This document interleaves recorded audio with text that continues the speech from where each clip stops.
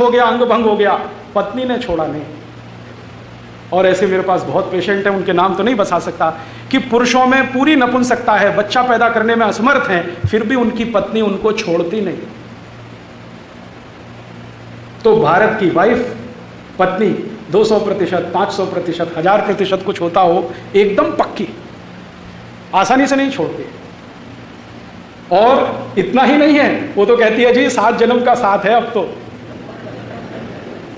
ऐसे कैसे छूट जाएगा। तो यहां वेदर भी पक्का है, वाइफ भी पक्की है, और वेल्थ भी पक्की है। धन संपत्ति के बारे में हमारे देश में एक बहुत महान बात कही गई है, हमारे देश में ही कही गई है, दूसरे किसी देश में मैंने नहीं ये सुनी ना पढ़ी। वो कहते हैं कि जब धन बढ़ जाए ना, तो दोनों हाथ से लुटाओ, माने दान करो, तो और बढ़ेगा।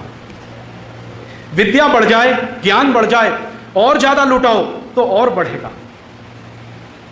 इसको किसी महान कवि ने कहा कि नाव में बाढ़े पानी और घर में बढ़े संपत्ति, तो दोनों हाथों से उलीचिए।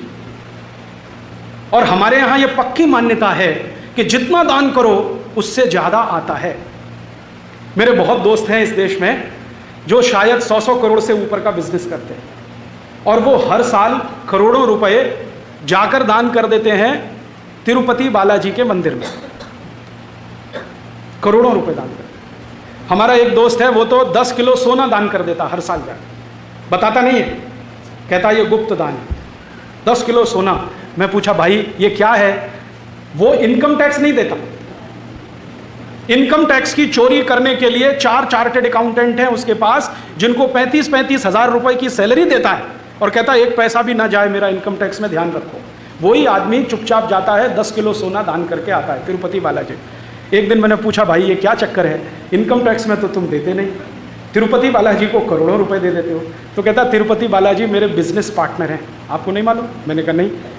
तो उसने कहा मैंने कसम खाई है उनके सामने कि जितना धन आएगा उसका 10% तो दान करूंगा, चाहे कुछ भी हो जाए। तो तिरुपति बालाजी और देते हैं और देते हैं और देते हैं, तो मेरा तो बढ़ते ही जा रहा है, बढ़ते ही जा रहा है, बढ़ते ही जा रहा है।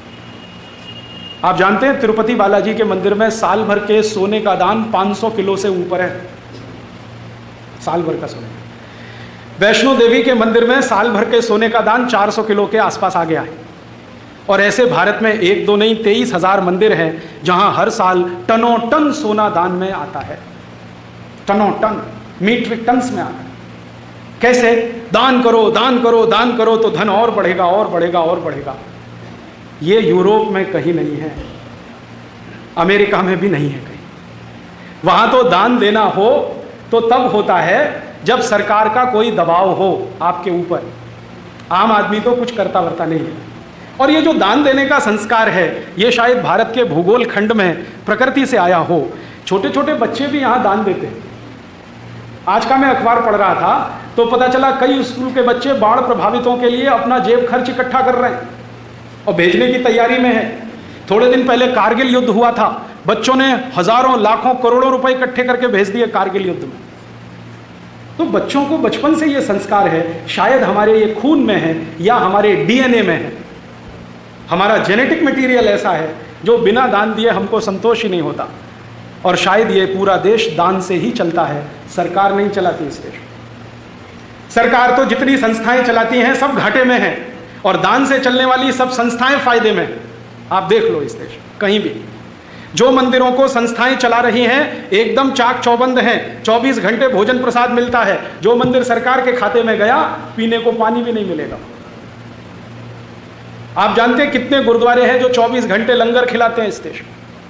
इस देश में 23,80,000 से ज्यादा मंदिर हैं कुल भारत में। इन